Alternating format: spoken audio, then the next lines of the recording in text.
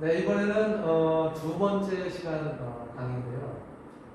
2주차 두 번째 강의는 인류의 기원과 진화에 대해서 같이 한번 공부를 해보도록 하겠습니다. 자, 아까 말씀드렸던 것처럼 이 전 시간에 말씀드렸던 것처럼 우리가 그 지구가 탄생을 하고 그리고 그러한 가운데 생명체가 탄생을 하고 또 아주 지금 우리 인류의 초기 모습이라고 하는 그런 존재로부터 진화를 해서 그래서 뭐 호모 에렉투스라든가 또는 네안데르탈인이라든가 또는 뭐 호모 사피엔스 이러한 과정들을 갖다 우리가 쭉 살펴봤는데요. 바로 이렇게 이어져 온 인류의 그런 그 기원들 이런 것들은 우리가 어떻게 지금 이제 정리를 하고 있느냐라고 하는 점에서 한번 살펴본다면 대략 한 40만 년 전 뭐 시기는 조금씩 이제 차이는 있을 수 있지만 이 정도 부분에 이제 오스트랄로피테쿠스가 등장을 한다고요. 그때 뇌의 용량이 대략 한 400에서 700cc 정도. 그리고 직립보행을 하고 도구를 제작할 수 있었다. 그런 시기라고 이야기를 하고요. 죄송합니다. 40만 년 전이 아니라 400만 년 전이죠.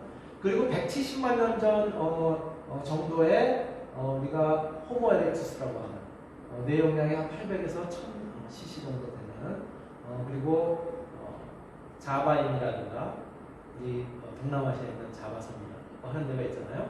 예, 자바인 거기에서 이제 바로 이런 지금 현생 인류의 원시적인 그런 모습들의 화석들이 발견된 것이죠. 그다음에 이제 베이징이라든가 또는 하이델베르크라든가 이러한 존재들이 불과 언어를 사용을 하고 우리가 분류를 할 때 호모 에렉투스에 해당한다라고 얘기하고 있습니다. 그리고 이러한 과정을 거치면서 이제 호모 사피엔스들이 등장을 하게 되는데 지금 현생 인류인 크로마뇽인 보다 조금 더 등장을 하게 되는 것이 대략 뇌 용량이 한 1200cc 정도의 용량을 가지고 있으면서 시체 매장 풍습이라든가 굉장히 그 건장한 체구를 가진 그런 존재의 인류가 이제 등장을 하게 되는데 바로 네안데르탈인이라고 하는 것이죠. 이제 독일이라든가 이런 데서 이제 유물들이 많이 발견이 됐고요. 현생 인류라고 이야기하는 우리가 크로마뇽은 뇌의 용량이 더 이제 커져가지고 1500cc 정도에 이르고 동물벽화라든가 이런 것들을 제작을 했었던 그런 흔적들이 오늘날에도 남아있는 것이죠. 그래서 대략 이 크로마뇽인 현생 인류라고 하는 크로마뇽인이 이제 등장한 거는 길게 보면 5만 년 가까이 그러나 만 년에서 5만 년 사이 그 정도에 등장을 했다라고 이제 보는 것이 지금 이제 많은 학자들의 견해입니다. 바로 이러한 형태의 진화를 갖다 거듭해서 그래서 현생 인류로 이제 지금 자리 잡고 있다고 얘기를 하고 있고요. 바로 그렇다면 인류의 기원을 갖다 다시 한번 정리를 해본다면은 첫 번째는 오스트랄로피테쿠스 약 300만 년 전. 저 앞에서 잘 그리면서 봤을 때는 대략 한 400만 년까지 이제 길게는 봤었죠. 그래서 3,400만 년 전에 최초의 인류, 현생 인류의 원시적인 형태로서 직립 보행을 했었던 그런 존재다라고 이야기를 할 수 있고요. 두 번째가 우리가 이제 역사적으로 봤을 때는 구석기냐 신석기냐 이렇게 이제 분류를 하고는 하는데 바로 구석기 전기 시대에 해당되는 그런 이제 인류들이 호모 하빌리스 또 호모 에렉투스 이렇게 이야기를 하고 있습니다. 저기서 하빌리스라고 하는 것은 무슨 뜻이냐면은 도구라는 뜻이죠. 호모라고 하는 것은 사람을 의미합니다. 즉 호모 하빌리스는 처음에 도구를 사용할 수 있었던 그런 존재라는 의미죠. 대략 우리가 역상을 해보면 한 200만 년 전 정도라고 이야기를 하고 있고요. 그리고 호모 에렉투스라는 것은 곧게 서 있다는 뜻이에요. 똑바로 서 있는 그런 모습. 그러니까 바로 직립보행을 했다는 의미시죠. 의미인데 바로 이것이 이제 대략 한 50만 년 전에 등장을 했다고 보고 있고요. 이러한 존재들이 데이징이라든가 자바인, 하이델베르크인 여기 이제 속하게 되는 것이고 불을 갖다가 이제 사용했었던 그런 존재다라고 얘기합니다. 그리고 이어서 나오는 것이 이제 구석기 중기에 등장하는 호모 사피엔스. 사피엔스라고 하는 것은 지혜로운, 슬기로운 이런 뜻이니까 지혜로운 사람, 지혜를 가지고 있는 슬기로운 사람이라는 의미죠. 약 한 20만 년 전에 이제 등장을 하게 되는데 여기에 구석기 중기에 등장하는 존재가 바로 네안데르탈인 것이죠. 네안데르탈인은 석기를 사용하고 시체를 내장하는 그런 풍습을 가졌다라고 우리가 정리를 할 수 있고요. 그리고 우리가 보통 현생 인류라고 하는 호모사피엔스 중에서도 크로마뇽인이라고 하는 이러한 존재들, 그리말디라든가 이러한 존재들은 대략 한 4만 년 전 이런 정도에 등장을 했었다. 그리고 현생인으로서 동물 벽화를 그리고 어떤 기록을 남기는 그런 존재였었다라고 하는 형태로 우리가 인류의 기원을 갖다가 정리를 할 수가 있습니다. 바로 이런 인류 진화의 역사에 대한 간단한 영상을 한번 보시도록 하시죠. 어떠한 모습으로 진화가 왔는지. 오랜 시간 동안 인류는 진화를 거듭해왔습니다. 인류는 어떤 특징을 가지고 있으며 어떻게 진화했을까요?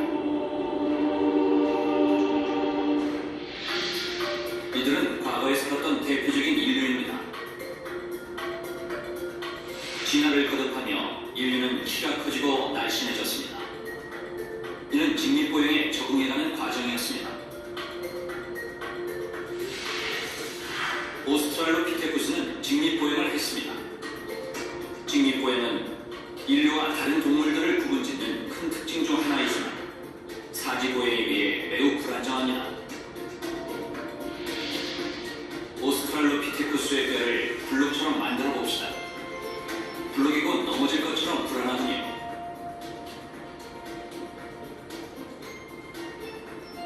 이런 모양의 블록이라면 서 있기 쉽겠죠? 그래서 인류의 골격은 이런 형태로 진화했습니다. 골반은 좌우로 넓어져 상체를 안정적으로 받칠 수 있는 구조로 변했고, S자로 휘어진 척추는 스프링처럼 움직이며 머리로 전달되는 충격을 흡수했습니다. 아주 오랜 시간이 걸렸지만 인류는 서서히 직립보행에 적응했습니다. 직립보행의 장점은 양손이 자유로워졌다는 것입니다. 오스트랄로피테쿠스는 주변에 돌이나 나무를 던져 사냥을 하거나 위험으로부터 자신을 방어했습니다. 호모 에렉투스는 손을 더 유용하게 사용할 줄 알았습니다. 직접 도구를 제작한 것입니다. 두 발로 걸으면서 양손으로는 항상 무기를 들고 다닐 수 있었습니다. 네안데르탈린을 거쳐 호모사피엔스로 진화하며 도구는 더욱 다양해지고 정교해졌습니다. 도구의 사용은 인류가 다양한 음식을 섭취할 수 있도록 도와주었습니다. 식물을 채집하던 이전의 식생활에서 도구를 사용해 사냥이 가능해진 것이죠. 단백질의 섭취는 인류의 두뇌 용적을 확장시켰습니다. 오스트랄로피테쿠스의 두뇌는 겨우 500cc에 불과했지만 호모 에렉투스의 두뇌는 800에서 1300cc로 크게 늘어났습니다. 네안데르탈린의 두뇌는 최대 1720cc까지 커졌습니다. 호모사피엔스 단계에 와서는 1600cc로 오스트랄로피테쿠스보다 두뇌 용적이 3배 이상 증가했습니다. 특히 뇌의 80%를 차지하는 대뇌피지는 인간의 기억과 학습, 의식적인 사고 능력을 발달시켰습니다. 의식적 사고는 상황을 판단하고 자신에게 유리한 것을 선택할 수 있게 하는 것입니다. 대뇌피지는 그 결과를 학습하고 기억장치에 저장해두죠. 이런 기능을 통해 인간은 언어를 사용할 수 있게 되었습니다. 언어를 기억하고 발음하는 방법을 익히고 자유롭게 구사할 수 있게 된 것입니다. 초기 인류가 의사소통하는 방식은 다른 동물들과 크게 다를 것이 없었을 것입니다. 단순히 두뇌 부피만의 문제가 아니었습니다. 그들의 발성기관은 고작 몇 가지의 소리만 낼 수 있었습니다. 언어를 사용할 수 있는 발성기관이 언제부터 생겼는지는 정확히 알 수 없습니다. 네안데르탈린이 이미 현생 인류와 아주 유사한 발음 기관을 갖추고 있었다는 것으로 미루어 간단한 단어나 문장을 사용했을 것이라고 추측할 뿐입니다. 초기 인류부터 지금 대한민국에 살고 있는 우리의 모습이 되기까지 많은 변화가 있었습니다. 현재의 수많은 인종의 모습도 인류 진화의 한 과정입니다. 그러나 우리가 진화의 최종 단계는 아닙니다. 수만 년 혹은 수십만 년 후의 인류는 우리의 모습과 다를 수도 있습니다. 진화는 지금도 계속되고 있습니다. 네, 우리 인류가 어떻게 진화해 왔는지 그런 인류 진화의 역사를 아주 압축해서 만든 영상인데요. 같이 한번 살펴보셨고요. 바로 이제 이러한 인류 진화의 역사와 더불어서 고인류학의 연구는 사실은 어떻게 진행이 되고 있냐, 이런 진화 과정을 갖다 이제 밝히고 그런 고인류학의 현황은 어떻게 연구가 지금까지 되었었냐면 사실은 화석 연구에 집중되어 있었어요. 지금까지 얼마 전까지는. 그래서 바로 이 화석 연구라고 하는 것은 무엇이냐면은 이런 어떤 실증적인 자료들이 있어야 되는 거예요. 유물들이 있어야 되는 거예요. 그런데 그것이 지금은 이제 유전자 분석이라고 하는 형태로 바뀌었다는 거예요. DNA 분석, 유전 정보의 분석, 게놈 분석 이런 것들을 통해서 그래서 그 진화 과정들이 어떻게 됐는지 또 어느 정도의 시기가 흘렀는지 이런 형태로 이제 바뀌어왔다는 거예요. 바로 이렇게 유전자 분석을 통해서 이제 우리가 알아내는 바는 샘플의 DNA 분석을 통해서 그 계통을 밝힐 수 있다는 거예요. 이것이 아프리카에서 기원을 해서 왔느냐 아니면 저쪽에 아시아 쪽에 북방아시아 쪽에서 이렇게 한 갈래로서 넘어온 것이냐 이러한 계통을 갖다 이제 밝힐 수 있고 아까도 제가 잠시 설명을 드렸었지만은 첫 번째 시간에요. DNA가 복제되는 과정에는 돌연변이들이 이제 존재를 하게 되는데요. 그 돌연변이들의 존재는 굉장히 주기적으로 일어납니다. 그래서 그 DNA의 돌연변이가 일어난 그런 축적이 되어 있는 그런 부분들을 갖다 분석을 하면은 좀 더 정확하게 그 연대를 갖다 역산을 할 수 있다. 이러한 부분들이 바로 고인류학 연구 현황에서 기존의 화석 연구로부터 최근에 유전자 분석, 즉 게놈 분석이 아니라 DNA 분석을 통해서 좀 더 치밀하고 좀 더 정확한 형태로 바뀌고 있다라고 하는 부분들을 여러분들이 좀 이해를 하셨으면 좋을 것 같습니다. 더불어서 우리가 네안데르탈인하고 이 호모사피엔스가 같은 그런 시기에 존재를 했었다고 하는데요. 바로 이러한 존재를 갖다가 나타낸 것이 EBS에서 있었던 그런 영상이에요. 잠깐 보시죠. 지구상에서 가장 똑똑한 동물이다. 하지만 우리의 조상이 유인원이라는 점 역시 분명하다. 수백만 년 전 우리는 아프리카에 사는 유인원이었다. 이 모습이던 우리는 어떻게 이 모습이 됐을까? 어떤 일이 일어나 우리는 인간이 된 것일까? 아주 어려운 질문이긴 하지만 답은 존재한다. 600만 년 전 우리는 인간이 되는 첫 번째 발걸음을 뗐다. 시기가 조금씩 다르죠. 지구상에는 20종이 넘는 인류의 조상이 존재했다. 분석하는 데 따라서 400만 그 년, 일부는 600만 년, 현생인류로 이어지고 800만 년. 일부는 지구상에서 사라졌다.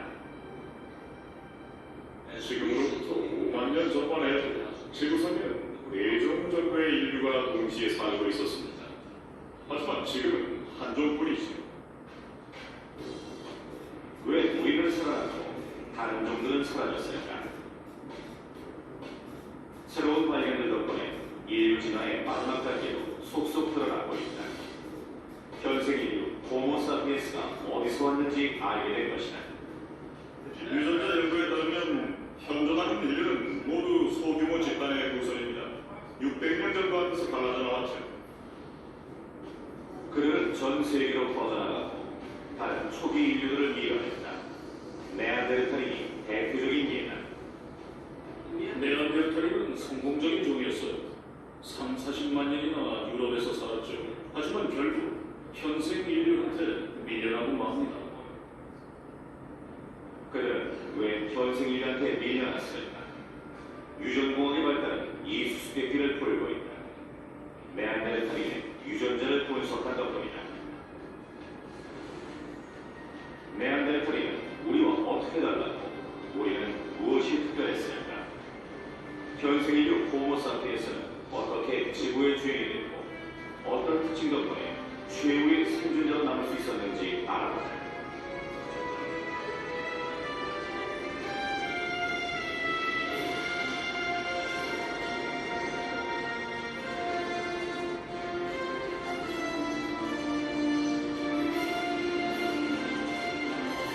같은 시대에 호모사피엔스하고 네안데르탈인이 공존했었다고 하는데 그런 그 차이 이런 것들이 어떤 연유 때문인지를 갖다가 이제 나타내는 그런 영상입니다.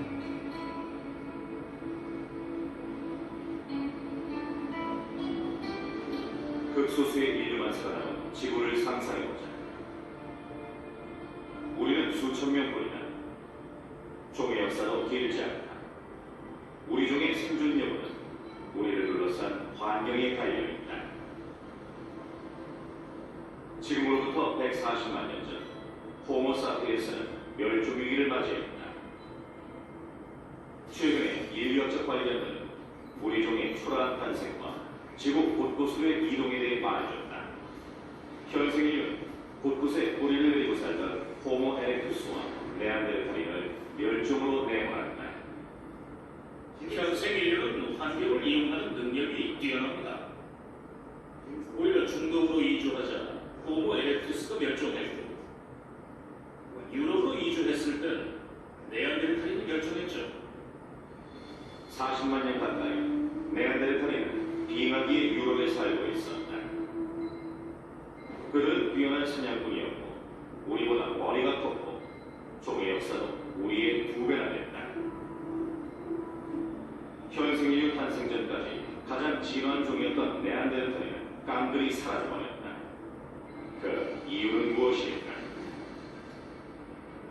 이제 그 수수께끼의 답이 드러나고 있다. 10만 년 전에 살았던 소년의 보석은 우리와 그들의 차이를 알려준다. 우리가 어떤 면에서 특별한지를 이해하려면 네안데르탈인과 우리의 차이점부터 알아내야 합니다. 그 차이는 신체적 능력이었을까? 혹은 사고방식이었을까? 인간을 진정한 인간으로 만들어주는 특징은 무엇일까? 이런 질문에 대답하려면 인류의 여정이 시작된 출발점으로 돌아가야 한다.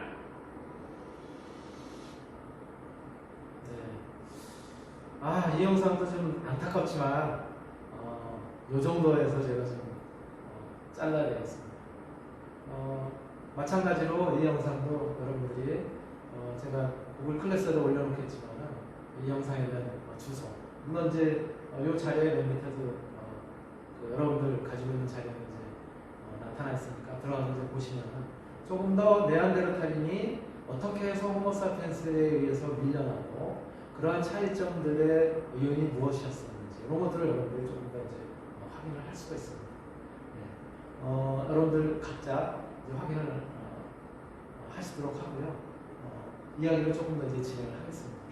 바로 이렇게 네안데르탈인과 호모사피엔스의 그런 이제 차이점들이 분명히 존재했었다는 거고요. 바로 인류 탄생과 관련된 그런 추가 자료는 여러분들이 이렇게 인류 탄생 최초의 인간이라고 하는 그런 그 내용의 동영상을 지금 보시는 요 주소를 갖다가 여러분들 유튜브에서 확인하시면 더 이제 흥미진진하게 보실 수가 있습니다. 더불어서 인류의 탄생 호모 에렉투스. 네, 요게 이제 제 2편에 해당되고요. 그리고 조금 전에 여러분들이 잠깐 보셨던 것이 네안데르탈과 호모사피엔스 차이. 이것이 이제 3편이었습니다. 그래서 앞에 1편, 2편. 즉, 인류의 탄생 중에서 최초의 인간과 2편 중에 호모 에렉투스 부분도 마찬가지로 여러분들 여기 안내해드린 요 유튜브 주소에서 확인하시면 더 많은 그런 정보를 얻으실 수가 있습니다. 네. 그리고 바로 이러한 고대 인류라고 하는 것은요. 우리가 앞에서도 이야기를 했지만 현재에 이르기 전까지는 아까도 보니까는 자료가 조금씩 다 다르죠. 뭐 어떤 자료에서는 400만 년이라고 했다. 어떤 뭐 초기 원생 그 인류는 뭐한 600만 년이라고 했다. 조금씩 다릅니다. 그거는 다른 이유는 그 역사라는 게 아주 유구한 장구한 역사이기 때문에 정확하게 연대를 갖다 할 수는 없지만 대략 범위로 표현하기 때문에 그렇게 얘기를 하는 것이죠. 그래서 대략 한 400만 년 전으로부터 시작해서 쭉 뭐 400만, 600만, 400만 년 전에 존재했었던 그런 이제 화석들이 있기 때문에 인류들이 어떻게 이제 진화를 해왔는지 알 수가 있는데 300만 년 전을 거쳐서 호모 하빌리스, 호모 루돌펜시스 이러한 과정들이 대략 한 200만 년 전에 등장하죠. 200만 년 전 가깝게 되면서 호모 에르가스터, 호모 에렉투스가 200만 년이 조금 지나면서 이제 지금 시대에 가까워지면서 이제 호모 에렉투스가 이제 등장합니다.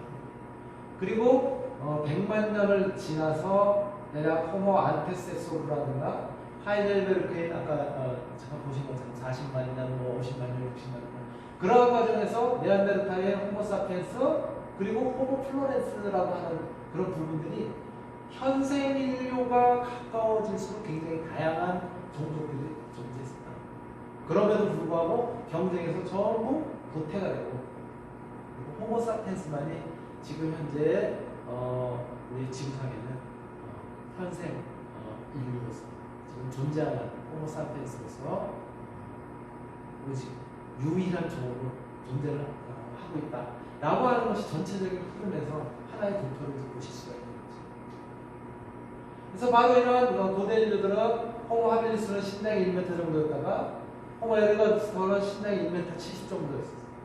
그랬다가 호모 루돌펜시스가 한 200만 년 전에 케냐에 공전한 그런 이제 시기가 있고요.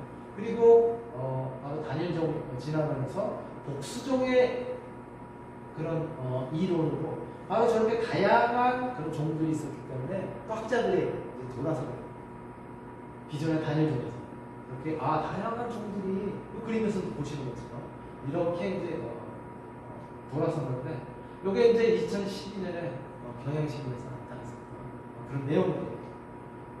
바로 이러했었던 것이 다양한 형태의 계통과 다양한 종류들이 이렇게 쭉 나타났었는데요. 또 깨지게 돼요. 어떻게 깨지게 되냐면 인류 진화하는 과정에서 이제 아까 나타냈었던 그런 도표들이에요. 여기도 보시면 뭐 루시라든가 뭐 이런 것들이 이제 등장을 하잖아요. 새로운 그런 어떤 인류의 화석 이런 것들이 등장을 하면서 그러면서 조금은 더 이렇게 체계화가 됩니다. 도표로서 조금 더 이제 체계화가 되면서 보시는 것처럼 호모사피엔스와 네안데르탈이는 거의 비슷한 시기, 공존하는 시기를 가지게 되고 또 호모 에렉투스가 그것보다 훨씬 이전이에요. 그렇다면은 겹치지 않는다면은 어떤 점을 우리가 이제 상상을 할 수가 있어요. 호모 에렉투스라고 하는 존재가 지금 현생 인류들보다는 훨씬 이전에 존재했었던 그런 조상격인 그런 형태다. 이런 것들이 또 속속 이제 밝혀지는 거예요. 그러면서 조금 더 분명해지게 되는 것이죠. 다음 그림에서 이제 우리가 보시면요. 인류의 진화학설이 다시 그래서 이제 미국으로 빠져요. 조금 전에 보신 것처럼 몇 가지를 보니까 완전히 다른 종처럼 보였다. 그래서 같은 한 종으로부터 이렇게 빠져나온 것이 아니라 여러 종이 있었다. 지금 현생 인류의 그런 조상격 때문에 여러 종이 있었다. 라고 했다가 다시 정리를 해보니까 현대로 오면서 다양한 그런 과학적 기법으로 정리를 해보니까 계통을 보니까 호모 에렉투스가 훨씬 이전에 그런 존재였고 거기에서부터 진화하면서 네안데르탈인이라든가 호모 사피엔스라든가 이런 형태로 온 것이 아닌가 하는 그런 이제 진화 학설로 다시 이제 미국에 빠진 거죠. 그런 과정에서 앞에 세 종의 공통 특징을 가지고 그런 서로 다른 종이었다라고 생각을 했었던 그런 종들의 공통 특징을 가지고 그런 화석들이 드디어 발견됩니다. 바로 그래서 다시 단일종으로 이제 진화로 지금 현생 인류의 그 기원을 갖다가 이제 다시 수정을 하게 됩니다. 이런 과정을 갖다가 지금 사실은 그래서 거듭하는 반복하고 시행착오를 겪고 이제 그렇게 되는 거죠. 이것이 2013년에 YTN에서 다시 분석한 그런 형태로 조금 전에 여러분들이 보셨었던 그런 이제 그래프를 통해서도 이렇게 이제 바뀌게 됩니다. 그래서 인류 조상이 하나일 수 있다라는 하나의 종의 수도 이제는 그런 이제 연구 결과에 대한 게 있습니다. 200만 년 전 여러 속의 인류가 진화해서 현재 이르렀다는 기존의 학설을 뒤집은 것으로서 학계에 다시 지적되고 있습니다. 이유가 이런 상황. 지난 2007년 중앙아시아 조지아의 쿠마이시에서 발견된 두개골 화석입니다. 약 180만 년 전 인류의 것으로 추정되는 이 두개골은 지금까지 발견된 고대 인류 화석 가운데 가장 온전한 형태를 유지하고 있습니다. 이 두개골을 연구한 조지아 등 국제연구진은 작은 두뇌와 큰 치아, 긴 얼굴 등 그동안 여러 쪽에서 발견됐던 특징을 동시에 발견했습니다. 이는 그동안 다양한 종의 인류가 진화해서 지구상에 존재해왔다는 기존 학설을 뒤집는 근거가 될 수 있다고 연구진들은 설명합니다. This new discovery shows that many features which previously thought as incompatibility are recently could be lumped in one group. 이는 호모 하비리스와 호모 엘렉투스, 호모 루볼펜시스 등 여러 종으로 여겨져온 인류 조상이 사실상 호모 엘렉투스 하나의 그룹일 수 있다는 설명입니다. 연구진은 또 아프리카에서 발견된 240만 년 전 인류 화석과 이 화석을 비교한 결과 같은 종이라는 결론을 내렸습니다. Species that we thought were different species in Africa, now we realize probably are variants of the same species. 이들의 주장이 받아들일 경우 인류 진화의 역사는 처음부터 세웠어야 합니다. 그러나 하나의 화석만 가지고 성급하게 결론을 내려서는 안 되며 보다 정밀한 연구가 필요하다는 지적을 공부합니다. YTN 김물입니다. 이렇게 인류 진화의 역사는 굉장히 다양성을 가지고 있다는 사실들을 갖다 우리가 이제 알 수 있는 것이죠. 또 네안데르탈인하고 데니소바의 공통 그런 부분들이 발견이 됩니다. 독일 막스플랑크 연구팀은 2016년 시베리아 남부 데니소바 동굴에서 발견한 소녀의 뼈조각을 분석한 결과 네안데르탈인과 데니소바의 유전자가 거의 같은 비율로 섞여 있는 것을 확인했습니다. 연구팀은 유전자가 같은 비율로 섞여 있다는 것은 소녀의 부모에서 각각 받은 것을 뜻하는 것으로 당시 인류 사이에 유통교배가 보편적이었을 가능성이 있다고 설명했습니다. 이렇게 다양한 그런 화석들이라든가 이런 것들이 발견이 되면서 여러 가지들의 어떤 그동안의 학설들이 수정이 되고 보완이 되고 이제 이러한 형태를 갖다 우리가 이제 살펴볼 수 있고요. 또 그렇다면 우리 한국인의 뿌리는 이렇게 DNA라든가 게놈 분석을 통해서 계통도 알고 이렇다고 하는데 어딜까? 무엇일까? 우리는 한민족이라고 하잖아요. 그러면서 단일민족이라고 얘기해요. 과연 그럴까요? 자, 최근에 나왔었던 이제 방송차인데 한번 우리 한국인의 뿌리가 무엇인지 한번 다시 한번 보시기 바랍니다. 북방계 바이칼 호 부분의 브리아트족이 우리 한민족의 선조들이다라고 하는 이제 주장도 있고요.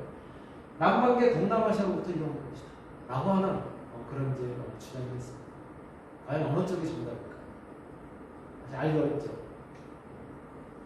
자, 영상 시청해 주시죠. 몽골인과 중국인이 줄을 이루는 북방계, 베트남인과 대만이 중심의 남방계 아시아인들이 수천 년 동안 융합하면서 형성된 것으로 밝혀졌습니다. 김인철 기자의 한국인들의 조상이 8,000년 전 신석기 시대 고대인의 게놈 분석을 통해 확인됐습니다. 울산과학기술은 게놈 연구소와 두만강 및 러시아 북동 지방의 안마문 동굴에서 발견한 7,700년 전 동아시아인의 유전체, 이른바 게놈을 해독해 슈퍼컴퓨터로 분석했습니다.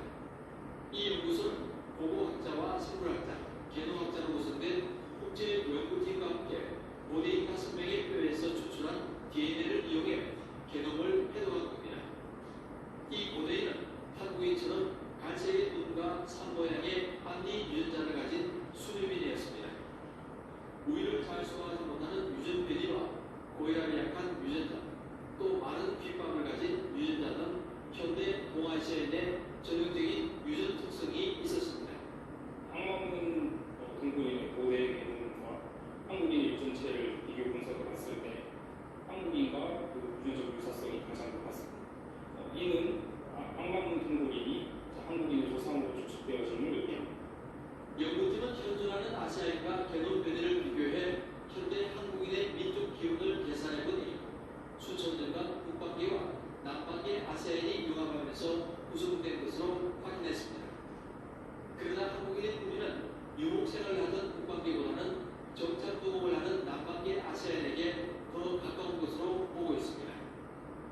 어디에 힘이 칠까? 네, 우리가 생각했던 거하고 조금 다른, 그죠? 진짜 남방계 쪽이 더 가깝다? 라고 하는 점이 조금 의아했을 겁니다. 이렇게 우리나라의, 즉 한국인의 뿌리도 이렇게 진화 인류학적인, 또 최근에 어떤 그 게놈 분석이라든가 또는 이 바이오 테크놀로지를 활용한 DNA 분석, 유전 정보 분석 이런 것들을 통해서 속속들이 밝혀지고 있다는 것이죠. 오늘 그 인류의 진화라든가 이러한 부분에 대한 전체적인 2주차의 강의 이걸 마치도록 하겠습니다. 네, 감사합니다.